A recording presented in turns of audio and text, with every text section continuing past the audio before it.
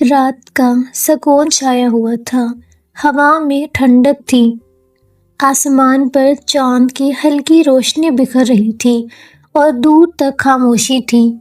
حضرت موسیٰ علیہ السلام اپنی بیوی کے ساتھ میدان مصر کی طرف سفر کر رہے تھے۔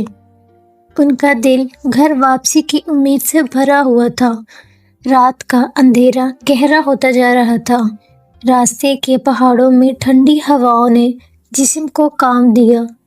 تھوڑی دور انہوں نے دیکھا کہ ایک پہاڑ کے اوپر سے روشنی چمک رہی ہے، جیسے کوئی آگ جل رہی ہو۔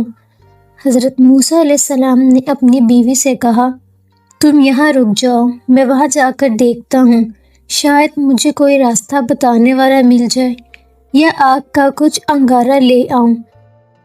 اچانک موسیٰ علیہ السلام نے ایک آواز سنی، لیکن وہ آواز انسانی نہیں تھی۔ وہ